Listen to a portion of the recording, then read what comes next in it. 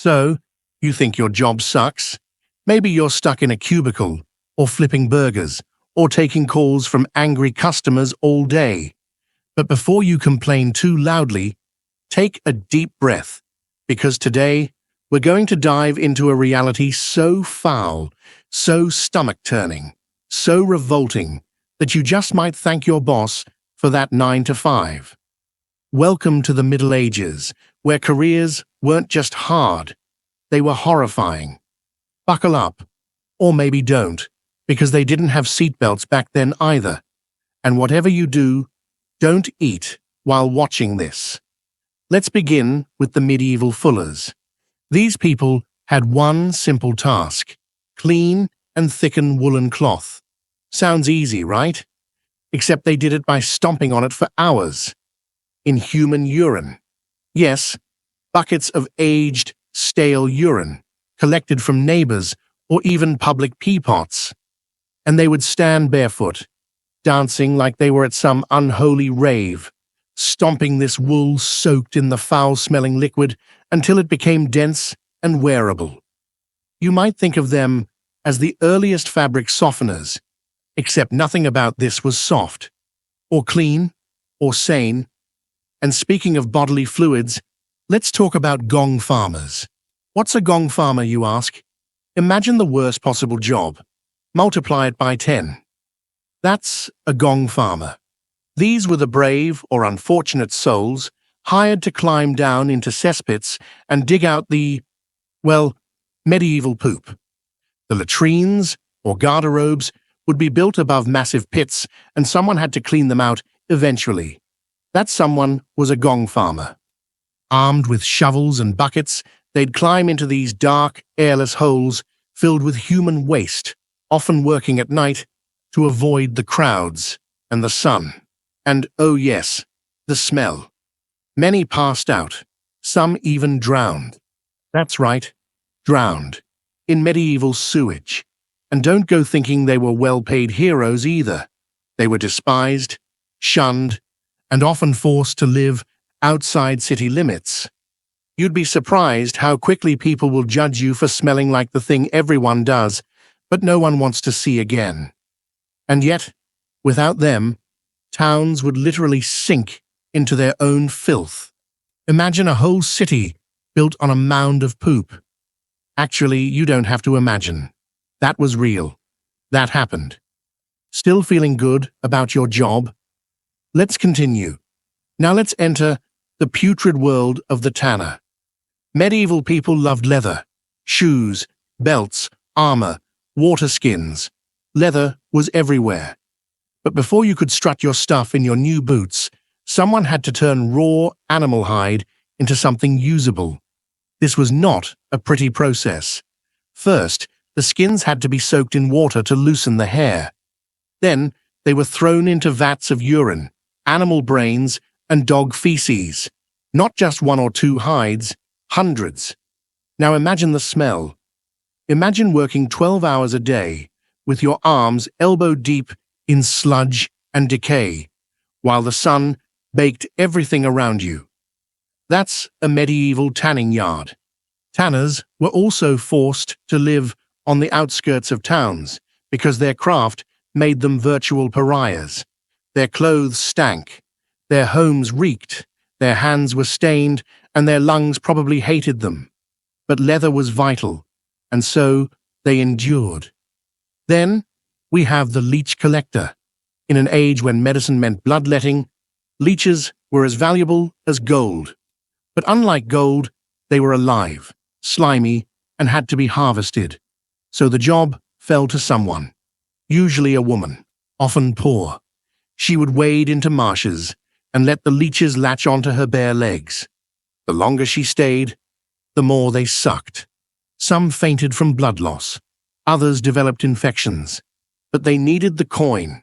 After collecting a few dozen, she'd haul them back in jars and hope they lived long enough to sell. Sometimes these workers would even carry old cuts or open wounds to attract more leeches faster. Talk about dedication, or desperation, or both. And while we're on the subject of medicine, medieval barbers weren't just hairdressers, they were also surgeons, tooth pullers, bloodletters, and if you were lucky, they might not kill you. These barber surgeons used unsterilized tools, no anesthesia, and often learned their skills by trial and error. Mostly error. Imagine needing a tooth pulled and being strapped to a chair while a man with questionable hygiene and zero training yanked your molar out with pliers. That's if the pliers didn't break, or if your jaw didn't. Some barbers even specialized in trepanation, a surgery where they drilled holes in your skull to release evil spirits. Did it work? Did people die? Yes. Did the barbers care? Hard to say. They were probably more worried about keeping their aprons clean. Let's move on to the plague buriers. When the Black Death rolled into town, like an unwanted guest with a suitcase full of misery, someone had to bury the bodies. That someone was often a conscripted laborer, a drunk, or anyone too desperate to say no. Armed with nothing but carts and sticks, these people would wander the streets, collecting corpses, stacking them like firewood, and hauling them to mass graves. Every breath was a risk. Every touch could mean death. And yet, they were needed. The dead didn't bury themselves. Often these workers wore long robes soaked in vinegar or herbs, hoping it might stop the disease. It didn't. Many died within days. Others became numb to the sight and smell of rotting flesh. They say trauma changes people. Imagine what hauling 40 corpses a day does. Then there were the rat catchers. They were supposed to prevent the spread of plague and filth. But what did that job involve? Crawling into basements, storerooms, and sewage tunnels with nets and sticks to capture or kill diseased rats. They'd often get bitten. Sometimes they'd get infected. And if they weren't fast enough, they'd return with fleas. And not just any fleas, plague fleas. Rat catchers were both heroes and walking biohazards. Not to mention, they were usually paid in scraps or favors, not cash. And how about the executioner? Sure, it sounds glamorous if you like drama, but in reality, it was mentally and physically draining. You weren't just chopping off heads. You were torturing people, hanging them, drawing and quartering them, and cleaning up the mess afterward. Executions were public spectacles, and if you messed up, say, missed the neck and hit the jaw, you might get pelted with rocks, or worse. The executioner's family was often shunned, their children bullied, their homes egged. Not literally, because eggs were expensive, but you get the point.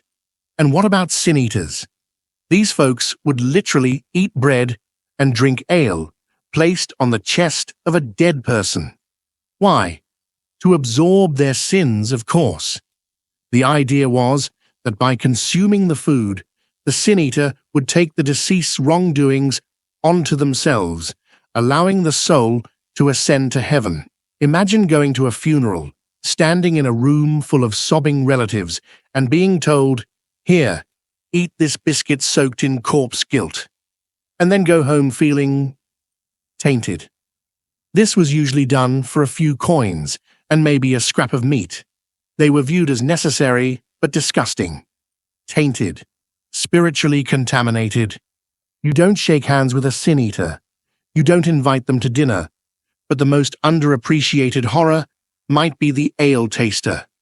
Wait, beer? Sounds fun, right? Until you realize that in the early Middle Ages, before quality control, beer was often made in homes using recipes passed down by grandma, involving random herbs, questionable fermentation techniques, and, yes, sometimes pond water. The ale taster had to drink it and declare it safe. Or not. After 3 bad brews, the taster might not wake up. Still think modern jobs are the worst. At least your worst coworker doesn't throw bloodletting leeches at your desk or ask you to stomp fabric in pee. The medieval world was a place where horror was part of the job description, and survival often meant enduring the unthinkable for a few copper coins. So the next time you complain about spreadsheets or customer calls or minimum wage, think of the poor soul knee-deep in human waste, the woman being drained by leeches in a bog, the executioner wiping blood from his eyes, or the sin-eater choking down another guilty crust. Maybe your job isn't so bad after all. If you enjoyed this journey through the darker side of history, hit that like button before a medieval rat crawls across your keyboard. Subscribe to the channel for more tales from the grimy, forgotten alleys of the past. And remember, when life gets gross, at least you're not a gong farmer.